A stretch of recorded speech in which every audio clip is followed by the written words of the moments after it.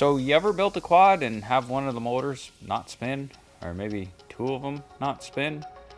Well, in this video, we're gonna work through how to fix that. Let's go.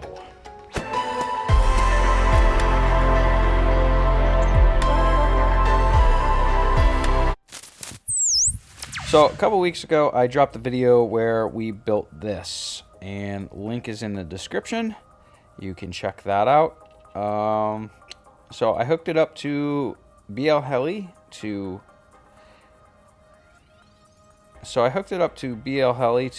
the ESCs, and I get two motors that spin, and that's why these are marked. I got two motors that just they just kind of twitch, and usually that's not good. So what I think has happened is I might have bridged two of the pads on the ESC, or when I removed the pin headers because I don't have a hot air rework station, I might have fried this ESC. So in this video, we're going to take this apart. We're going to do something with these pads, clean up the wires, reapply them to the pads, and see if we can get these motors to spin or not. So let's get straight into that. So to do this, we're going to need a tiny Phillips screw.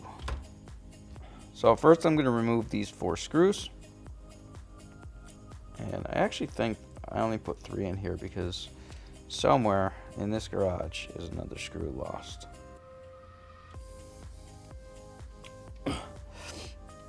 So my plan is to remove this canopy entirely, and there will be a camera wire still attached. The reason I'm doing that is to give the best view for this video.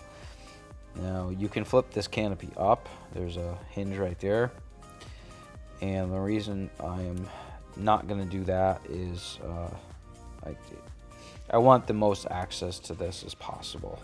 You can hit it with your hand and it might get in the way or whatever. So there's that. And then once we do that, then there is, oh, sorry, fucking focus point on this camera, you would think. So anyway, once we get the top 4 screws undone, we come down here and remove these 2 screws. And do not confuse these with the screws inside of the camera, holding that in place.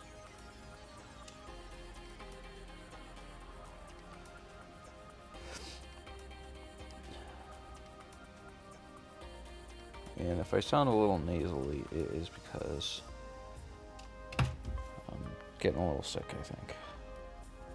Alright, so we're just going to flip this off, just like that. And get this out of there so I can at least sit it flat into the side or something like that. Okay, so there's that. Now, I'm going to put this guy up in the air using the quad hands and get you guys kind of a closer view of this. Okay, so now that we got that, as you can see, these are very close, and I don't think I bridged these, but just in case, I'm going to remove them and see if I can't clean up these pads. I will also take a look at the bottom if I can see through there and see if there's anything that we can do.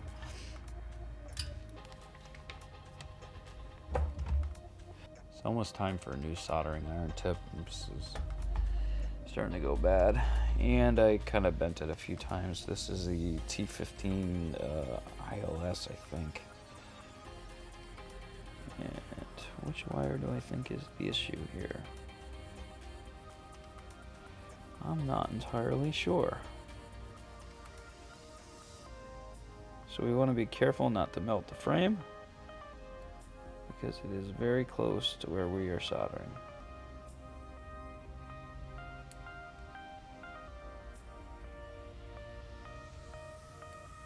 Interesting. So that first one came right off, and the third one came right off. Very interesting. The middle one took a bit of effort. So I wonder if just my soldering on these pads was not very good. I guess anything's possible. So this is Gootwick. This is a solder sucker, and there's many different kinds. This stuff, it absolutely rocks. It's got a rosin core, or at least rosin mixed into it, and this stuff just, I've used a bunch of this stuff, and this stuff just seems to be the best. And we're just gonna suck up some of the solder here and apply new, because I want a really good connection here. So all we're doing here is trying to look out for everything that is the frame. We're just heating that up, and as you can see, the solder soaks right through it. So we're gonna pull all the solder off these pads, and that will allow us to put fresh solder on.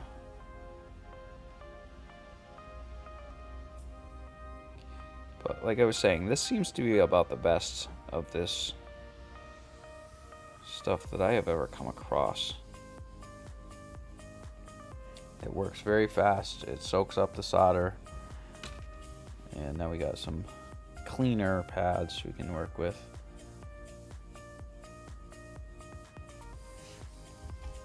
And the other trick I use is I will actually break out my cell phone and open the camera app and zoom in so I can get a nice clean view of what is going on. I could also do it with the camera, and it looks as though, I mean, they are messy, but at this point it doesn't look like I'm bridging anything. And even if you are, what we can do is just wick in between each pad, just like that, to make certain that we are not bridging these pads. So with that all set, I'm going to go and grab my motor wires and make sure that they are, obviously they're pre-tinned, but I want to make sure that the silicone coating is not ripped or frayed or anything of that effect. And they seem good. And the final thing I'm going to do is just take them, and if they look a little long, I'm going to nip them down. There's two of them that I seen on this one that I really want to take down just a little bit. Even that is still kind of long. That one's better. That's better.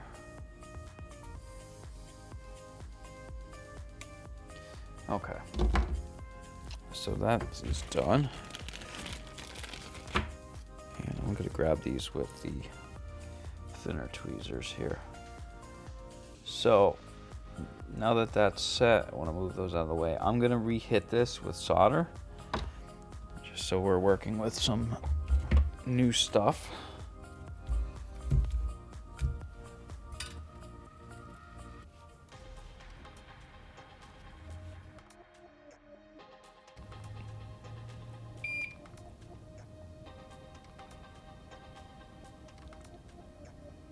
There we go. So the trick here is we want to heat this pad and then tap the solder to the other end of the pad. And then sometimes you just gotta wick right across it and hope that the solder grabs like that. And if we ice cream cone like that, we want to wick that solder off and start fresh.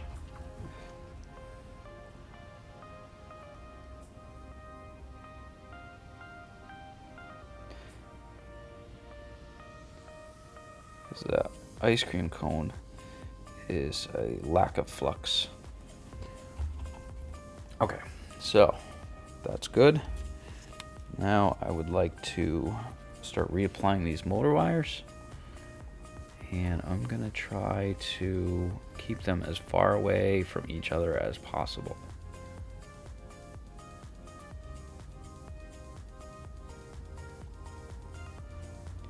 So that is one.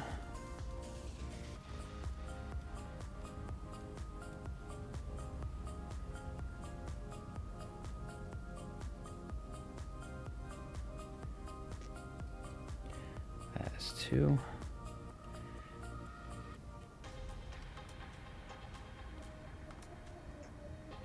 So it is also possible, because they put like a capacitor right in between these motor 2 and motor 1 and motor 3 and 4. It is possible that I was bridged to that. Not likely, but possible. But I think the big possibility here is that I melted something internally because I don't have a hot air rework station when I pulled off the pin headers. But we're just going to go ahead and reapply these and see what happens. And if not, then I'll end up releasing this video as just whatever. So there's 2, and then our final wire here.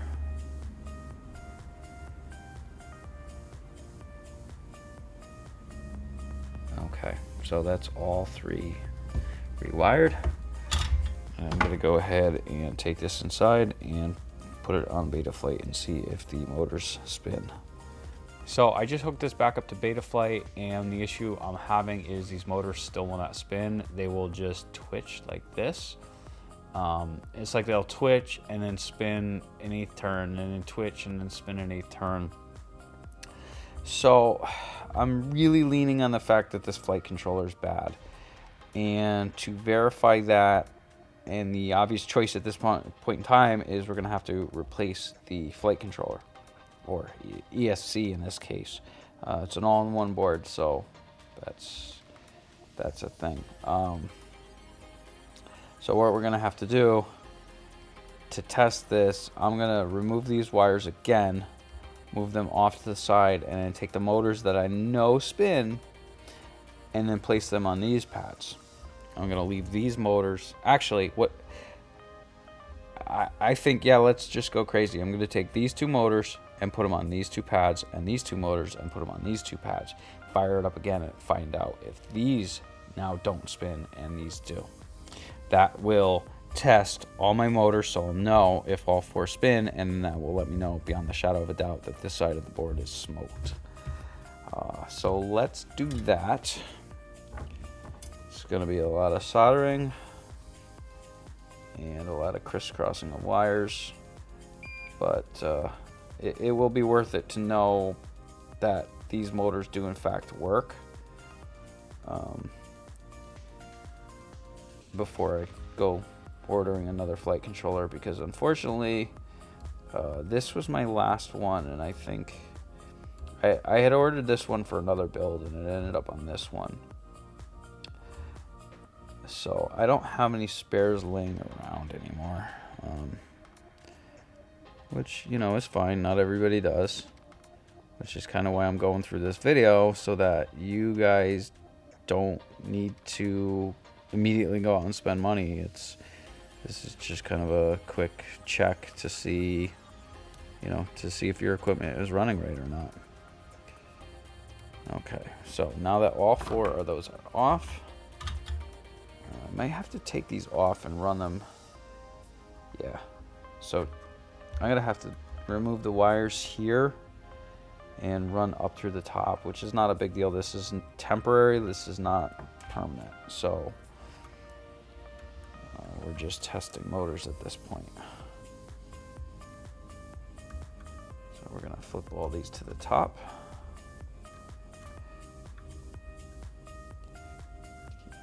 Just like that. Okay.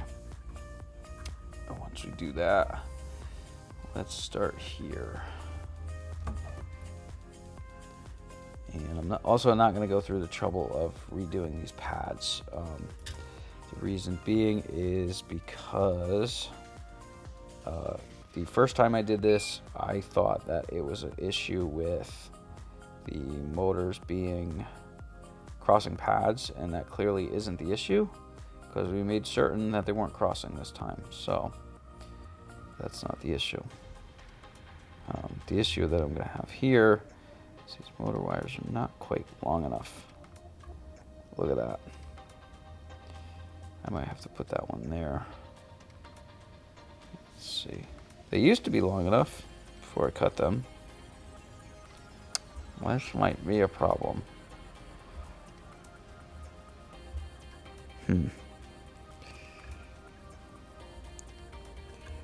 See if I can somehow use this as the longest. That's not gonna work either.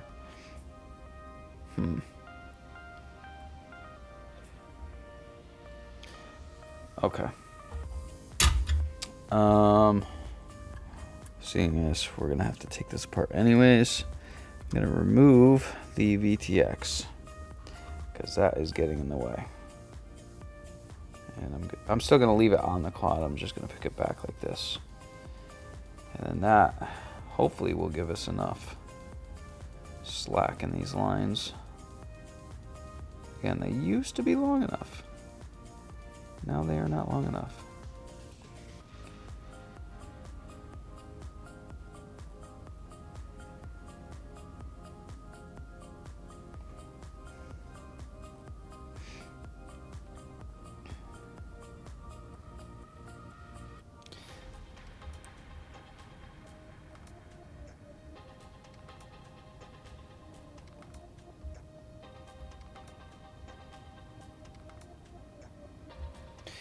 Okay, that worked. So the trick here is to find the longest wire and put that to the furthest pad. And that's kind of stating the obvious, but usually if you're in a situation like this, you're stressed, you may or may not be thinking properly. You're just mad because you want to get out and fly. So something like this, you know, if it's breaking your stones, come back at it another day. Okay. So we know that those fit. Now this one clearly is not going to reach. So with that, I'm going to go ahead and plug this in and see if I can get these two motors to spin with these two pads, and I will come right back out.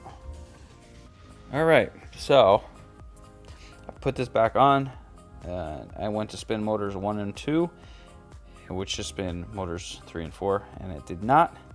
I still got that same twitching, and this time I got it out of these two motors. So that tells me it is definitely not the motors. It is definitely the ESC, which I had initially felt anyways. I just wanted to verify that. And the last thing that I want to do is I'm going to pull these motors back off, and then I'm going to test continuity across these pads, because what I think has happened is I had melted some components on this board when I removed the pin headers. The optimal tool to do that with is a hot air rework station, and those are not cheap. It's a very rare situation for somebody like you or I to have such a tool at their desk. That you're into the realm of an electronics engineer would have one of those. A hardcore tinkerer might have one of those. The average FPV guy is not going to have one. So the two things that we want to do with this board is to A, use that tool, and B, we want to preheat this board entirely in like an oven or something like that. Which, I mean, we have normal ovens, but they make special ovens that will heat this up where you can heat it up to a certain degree, and it'll be fairly accurate. And then you hit it with the hot air rework station, and it's not an issue. The issue that I ran into is it took not a long time. It just took a while for the pads to heat up, longer than it should have, and I think that's what had maybe melted something here. But let's find out for sure. I'm going to check continuity across these motor pads and see, you know, whether it's broke or not. We shouldn't get continuity across, but you know, it's one more piece of the puzzle that may help us in finding out what's going on. So to me, the trick to doing anything like this is to narrow down as much as you can.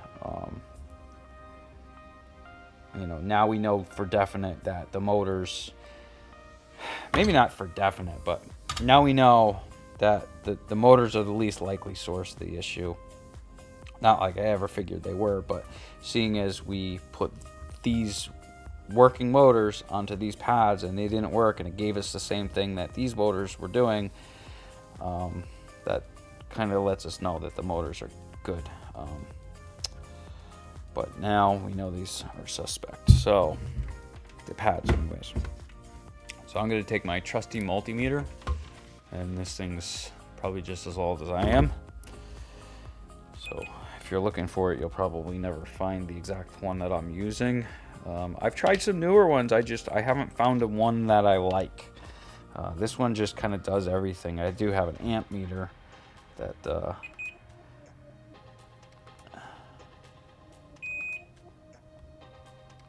okay, so I'm not getting continuity across these pads. That's a good thing.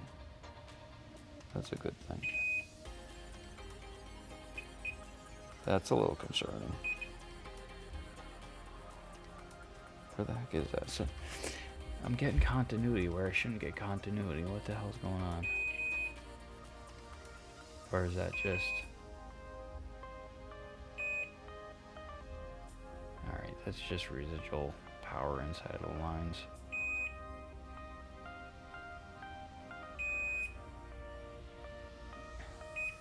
You see that?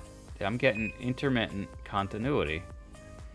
And sometimes you'll get that, you'll just have voltage stuck in these lines, and like you'll touch them together on separate pads and it'll give you continuity for a brief second and stop. True continuity, you're gonna get non-stop. If it stops like that, it was just like voltage in the lines. But here's the issue. I'll hit, see that? And it's not because I'm rubbing against this capacitor, because if I rub up against the capacitor, I'm not getting anything. But I am getting it briefly. So that tells me there's a component somewhere that's melted and that is giving me continuity where it should not. Now if I go test these, yeah, see, I'm not getting any continuity spikes at all. So it is very unfortunate because I want to get this thing in the air, and I can't do that with a fried flight controller, and that sucks. So let's just go as far as we can with this. I'm gonna go and take off the VTX. We're going to remove the flight controller. We're gonna remove the power wires for the camera, and then unfortunately it's got to sit. The good news is I can now rip this electrical tape off, because dealing with a new flight controller, we're not going to have this issue again, I hope. And again, I could Frankenstein another quad, but then I got another quad that I got to fix. And I have a lot of open projects right now, so I'm not going to do that. I don't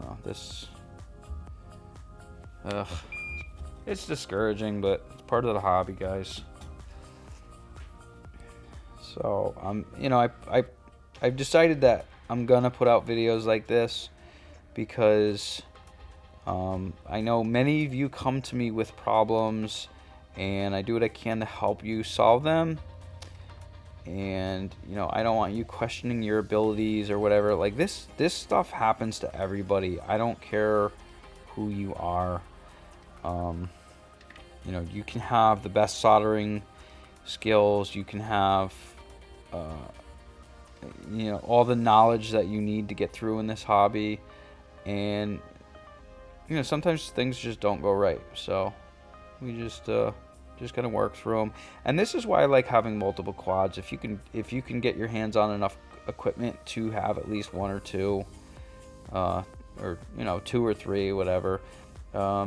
Even if you grab one of these micros and you have a 5-inch, I mean, just to get yourself in the air and keep yourself in the air. And this is mostly for the people who have not entered the hobby yet, or have just entered the hobby and are building your first quad. This stuff happens. And even for those of you who are veterans in this hobby, if you've been in it for a year or 2, 4, what have you, you know, you guys know the deal. I'm sure you can sympathize, because you're out there fixing these things too. But it is very discouraging putting brand new equipment together and then just have it not work. So let me know.